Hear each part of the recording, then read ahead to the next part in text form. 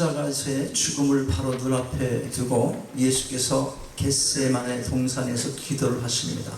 그 장면의 내용을 보면 피땀을 흘려 기도하시는 그 순간에 예수님은 제자들이 자기와 함께 깨어 있기를 원했습니다. 깨어서 뭐 하라는 거예요? 기도하라는 거였죠. 그러나 그들은 잠에 빠지고 말았습니다. 그래서 시험에 들지 않게 깨어 기도하라고 다시 말씀하시면서 마음에는 원이로되 육신이 약하도다, 이렇게 말씀을 하셨어요. 이 말씀은 약하고 약한 인간의 성품을 아시는 주님께서 육신 자체의 약함보다는 사람의 의지가 약한 것을 지적하신 것입니다. 예수님께서 십자가를 지실 때에 그들은 사방으로 흩어져 도망을 쳤습니다. 특별히 예수님의 수제자 베드로는 내가 죽을지언정 주님을 부인하지는 않겠습니다, 그렇게 장담을 했었어요. 그러나 몇 시간 후에 그것도 3번씩이나 예수님을 부인했습니다. 이런 제자들이 부활하신 예수님을 만날 때 무슨 생각을 했겠습니까? 내가 그때 왜 그랬지? 내가 그렇게 비굴한 그런 인간이었어? 자기를 원망해보기도 하고. 그러나 이미 지난 거예요. 어떤 마음이 복잡했을 겁니다. 자, 그러면 제자들이 그렇게 된 이유가 무엇이겠어요?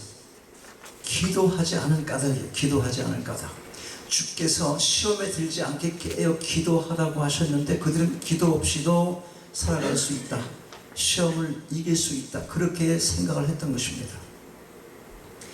그러나 여러분, 내 자신도 내가 믿을 수 있는 대상이 되지를 못한 것, 우리 가끔 말하잖아요. 내 마음 나도 모른다. 이 사실을 내가 느끼고 인정하게 될 때, 이때에 후회라고 하는 가슴 아픈 고통을 경험하게 되는 것입니다. 이런 고통은 배고픈 고통과 다른 거예요. 또 육체의 어떤 질병과도 본질적으로 다릅니다.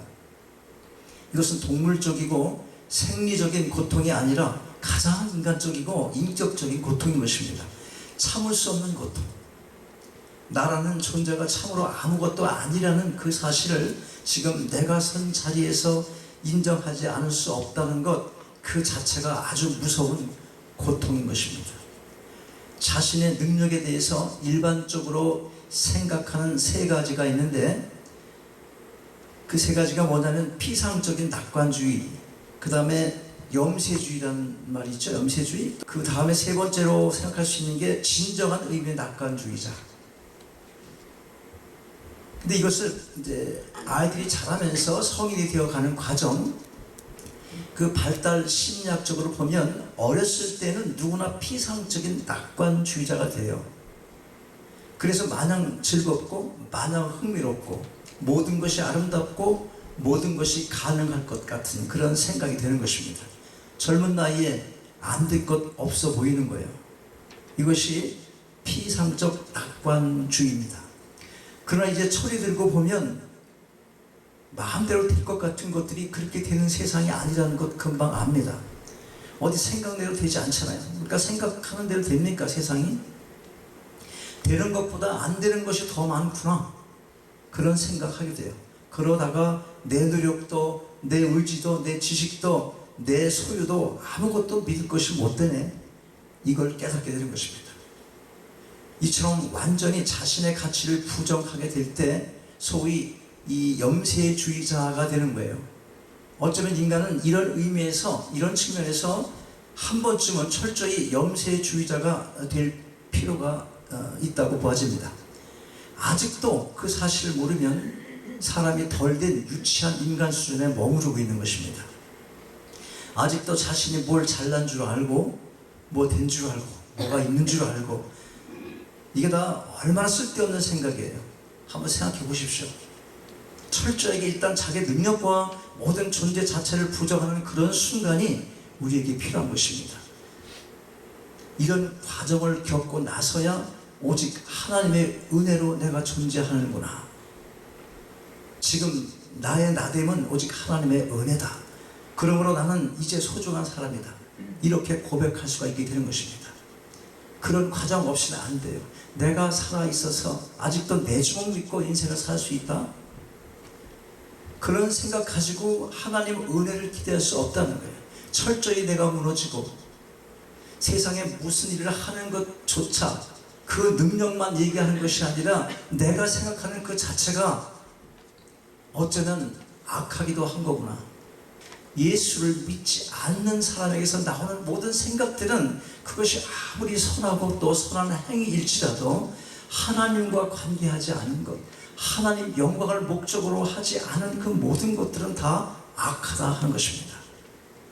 이건 좀 신학적인 게 섞여 있어서 그런데, 목사님 그게 무슨 말입니까? 막 이렇게 얘기하는 사람도 있어요. 근데 그게 다 세상적인 생각에서 선이고 착한 행실이지, 하나님 볼 땐 그렇지 않다는 거예요. 그러니까 하나님을 믿지 않는 자체가 죄니까 그런 죄인들이 하는 것들이 어찌 선이 되겠냐 하는 거예요. 교회가 필요한 이유가 바로 그래서 있는 거거든.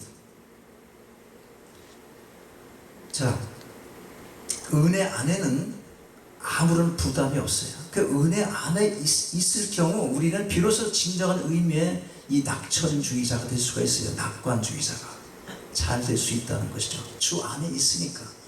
남이 볼 때 내가 좀 쪼그러들고 실패한 것 같아도 주 안에 있으니까 어떻게 되는 거예요? 결과가 있잖아요.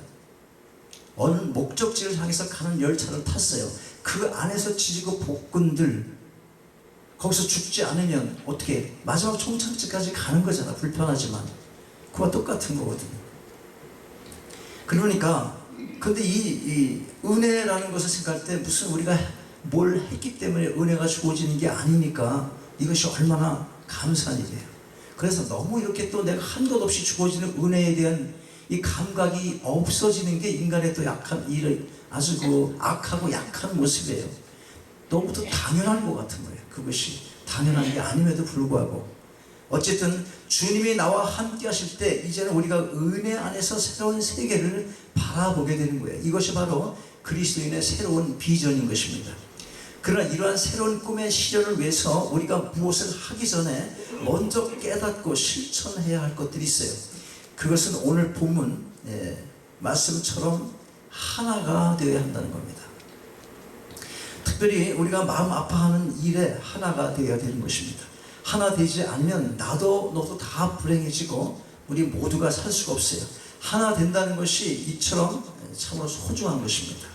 우리 한국 지금 어떻습니까? 하나 되지 못하는 아픔이 얼마나 큰 것입니까? 물리적으로도 남북과 갈라져 있고 이념적으로도 너무나 이 극과 극이에요 지금.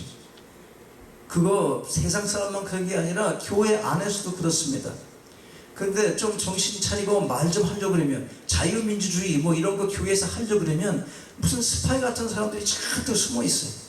그거 찍어갖고 막 영상 올리니까 얻어 터지고 그렇게 되어 있는 우리 한국 여러분 기도하셔야 되는 거예요. 그래서 이게 다 하나 되지 못한 탓인 거예요.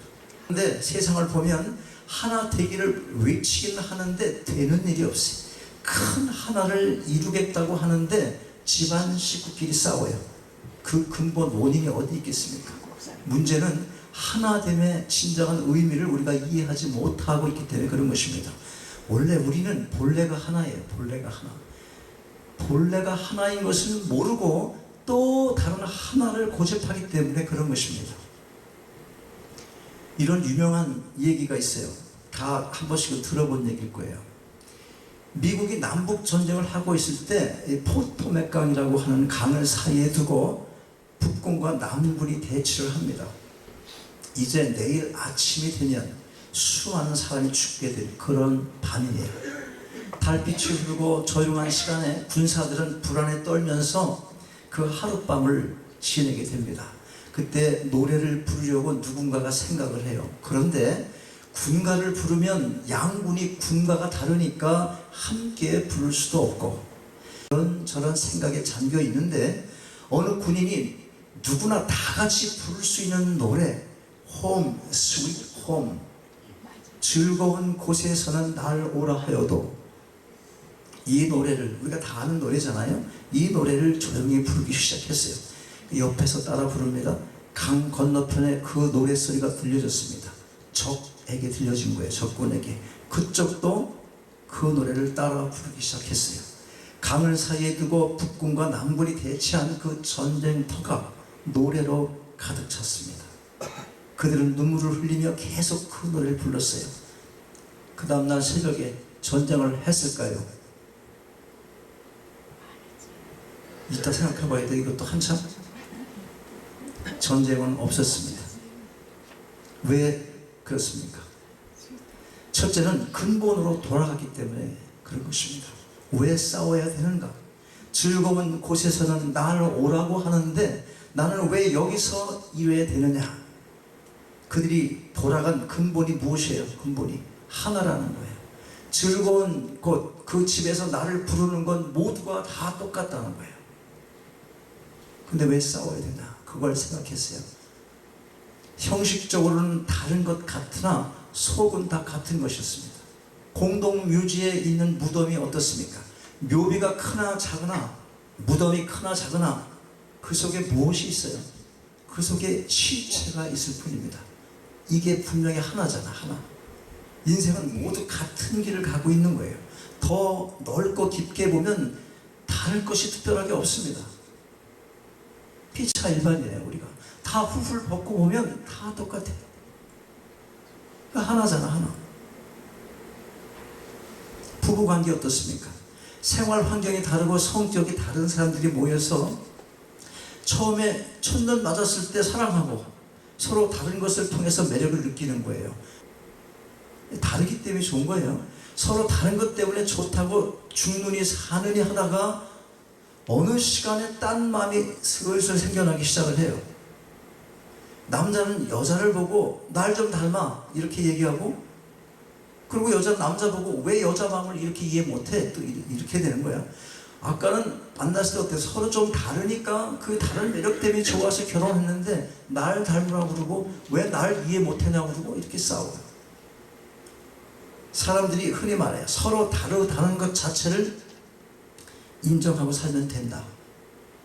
그런데 이 말도 맞는 것 같지만 좀 더 생각해 보세요. 좀 더. 같은 사람인데 뭐가 다르면 얼마나 다르겠습니까? 세상에 먹고 사는 것이 다릅니까? 죽는 것이 다릅니까? 늙는 것이 뭐가 달라요? 무엇이 그렇게 다르냐고.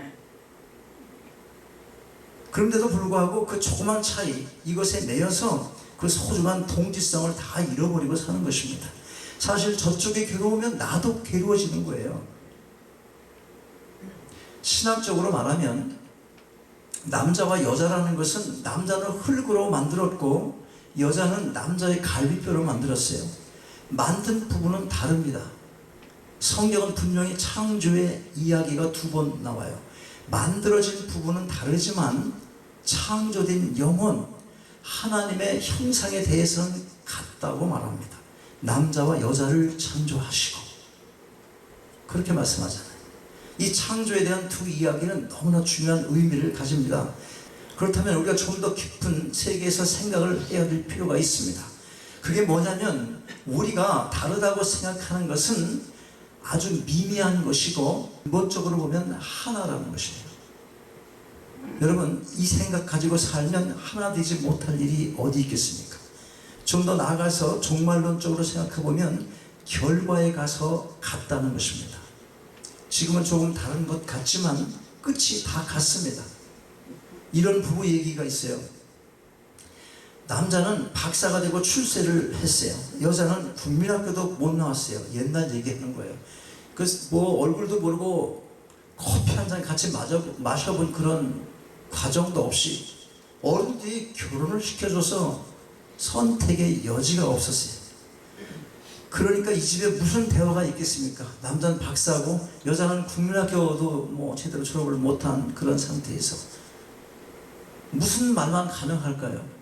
배고프세요? 어디 아프세요? 뭐 그런 종류겠지. 남자는 항상 구박을 하는 형이 됐어요. 이제 구박하는 거 무슨 얘기하면 못 알아들으니까. 그렇지, 그렇게 얘기한 거예요. 이 무식한 것 이렇게. 내가 데리고 사는 것만 해도 고마운 줄 알아봐. 이렇게 이런 생각하고 있는 거예요. 또 여자 측에서는 당신 잘난 사람이니까 마음대로 해봐. 나야 그저 식모로 들어왔다가 식모로 갈 거니까 뭐 이렇게. 그러면서 한평생 살아요. 이렇게 살았어요. 끝까지. 그 당시 이혼하는 게 이렇게 쉬워요? 이거 한번 이혼하면 얼마나 이 손가락질 합니까? 이제 나이 많아서 그 박사님께서 병원에 있게 됐습니다. 그런데 이 치매가 와가지고 아주 아무것도 기억을 못하게 됐어요. 그 부인은 오히려 웃으면서 문병 오는 사람마다 붙들고 이 얘기를 합니다. 이 양반이 글쎄 제 이름도 모르고 제 나이도 몰라요. 이렇게 얘기하는 거예요. 상황이 바뀌었습니다. 한경직 목사님이라고 계시잖아. 한경직 목사님. 오늘 내가 좀 쉬운 설교하려고 여러 이렇게 예화를 많이 드는 거예요. 말복도 만났는데 한경직 목사님께서 돌아가시기 전 97세 때 후배 목사에게 한 말이 있어요. 내가 영어를 많이 하고 영어를 좋아해서 영어 성경을 한국말 성경보다 더 많이 봤는데 근데 어느 날 갑자기 영어 단어가 하나도 생각이 나질 않더구만. 그리고 다 잊어먹었던 아주 어렸을 적에 어머니와 나눴던 이야기들만 생각이 나는 걸 보니 내가 갈 때가 가까워진 것 같구만. 다 아시지만 이승만 박사께서 하와이에 계실 때 하와이 영어를 다 잊어버려서 통역을 했다고 합니다. 나이가 많이 드신 후에. 이게 무슨 말을 하는 거예요? 내가 노력해서 이 땅에 거 많이 얻은 것들은요 세월이 가면 잊혀져 가게 돼 있어요. 어디로 가려고 그러는 거야? 다 필요 없다는 거예요. 그런 거 갖고 오지 말라는 거거든. 다 잊혀져 버리는 거예요. 그러니까 아무것도 뭐 노력하지 말라 그런 얘기 하는 거 아니에요 지금. 그러니까 공부 안 해도 된다 그런 얘기 하는 게 아니라고. 잘 적용하셔야 돼요. 그런 거 갖고 차별을 하고 그런 거 가지고 자기 우월감 가지고 좀 못 배운 사람 무식하게 대하고 그러지 말라는 얘기 하는 거죠. 여러분 진정으로 하나님 믿게 되면 믿는 순간부터 하나됨을 이해하기 시작하게 되는 겁니다. 다 같은 죄인이다. 하나예요 하나. 다 같은 죄인이다. 이걸 놓치면 교회가 어려워지는 거예요. 세상은 다 같은 죄인이다 인정하지 않죠. 근데 교회는 이 하나님이 있어요. 다 죄인이다. 잘났으나 못났으나 죄인 걸 마찬가지다. 그래서 찬송가 405장이 만들어진 겁니다. 뭐죠? 나 같은 죄인 살리신 그 은혜 놀라와 잃었던 생명 찾았고 광명을 얻었네. 그러면 다 같이 노래를 불러보면 나 같은 죄인이잖아. 다 나 같은 죄인이야. 그래서 하나랍니다. 그래서 하나. 우리 의로는 하나님 앞에 갈 수 없는 모두가 죽을 죄인인 것을 깨닫게 되는 것입니다. 나는 죄인이다. 여기서부터 신앙이 시작되는 겁니다. 오직 예수의 은혜로 내가 구원을 받았다. 예수의 은혜로 내가 살고 하나님의 은혜로 살고 주님의 거룩한 은혜로 우리가 하늘나라를 소망하며 오늘을 살아가는 것입니다. 이것이 그리스도인인 것입니다. 철저하게 하나입니다. 하나님의 형상에서 하나고 구속받은 하나고 또 소망도 하나인 것입니다. 초대 교회사를 보면 기독교가 맨 처음 시작될 때 불과 얼마 안 돼서 온 세계적인 종교가 됐잖아요. 기독교가 크게 왕성해졌어요. 그런데 그때 로마 제국을 무너뜨리고 또 기독교가 온 세상을 지배하게 되는 그런 역사를 종교학적으로 보면 큰 공로자가 둘이 있습니다. 먼저는 노예입니다. 노예. 로마의 인구의 3분의 1이 노예였어요. 노예는 사람이 아니라고요. 팔고 사고 죽이고 마음대로 할 수 있었어요. 사람이 하나의 물건이고 동물에 불과했습니다. 그런데 이 노예를 예수 그리스도를 믿는다 하면 형제로 받아들인 것입니다. 지금은 아무것도 울림이 없죠, 여러분 가슴에. 그 당시 노예를 형제로 받아들이고 너와 나는 하나야, 한 형제야, 이렇게 말할 수 있다면 엄청난 아주 혁명적인 발상인 거예요. 교회에서 똑같이 말하는 거예요. 너와 나는 같다. 주인과 노예가 같이 하나 된 것을 지켜나가는 겁니다.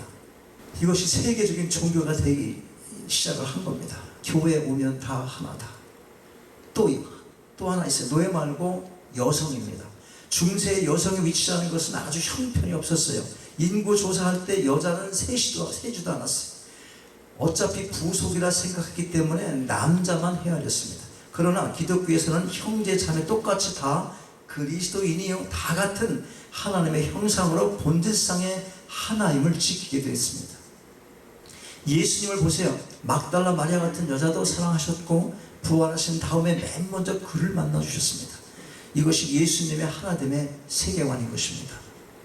그러므로 그리스도인이 되었다는 것은 곧 하나라는 것을 의미하는 거예요. 성령이 하나 되게 하신 것입니다. 이걸 알아야 합니다. 이미 하나가 되게 하셨다는 겁니다. 하나를 만들기 위해서 노력하자고 말씀드리는 게 아니에요. 여러분 이미 성령 안에서 똑같은 신분 뭐였습니까? 죄인이 아무 차별 없는 예수 그리스도 안에서 하나가 되었다. 그겁니다. 하나를 만들기 위해 노력하는 것이 아니에요. 이미 하나 된 것, 그 하나됨을 깨닫고 지켜야 하는 것입니다. 오늘 본문 말씀이 뭐라고 합니까? 본문 2절 보면 먼저 온유와 겸손으로 하나됨을 힘써 지키라. 그렇게 말씀합니다. 내가 나됨을 알게 되고 하나 된다는 것이 무엇인가를 아는 순간 누구나 온유하고 겸손해지게 되는 것입니다. 그리고 또 오래 참으라 했어요. 혹 나와 의견이 다른 것이 있더라도 멀리 내다보면서 오래 참음으로 사랑의 줄로 매게 될 때 비로소 하나가 되는 것입니다. 다른 점이 있다면 은사가 다를 뿐입니다. 그러나 은사를 주신 분은 또 누구예요? 한 분이십니다. 한 분 하나님이세요. 오늘 성경 자세히 보면 하나됨에 대해서 강조합니다. 몸이 하나요, 성령이 하나요, 소망이 하나요, 부르심이 하나요, 주도 하나요, 믿음도 하나요, 세례도 하나요, 하나님도 하나요. 다른 것은 오직 은사뿐입니다. 그것은 하나님이 쓰시는 용도가 다르다는 것입니다.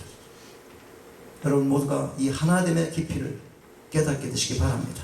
내가 하나님의 형상을 닮은 자녀인 동시에 내 남편, 내 아내도 하나님의 형상을 닮은 자녀요, 하나님을 믿는 모든 성도가 하나님의 형상을 닮은 자녀인 것을 잊지 마시기 바랍니다.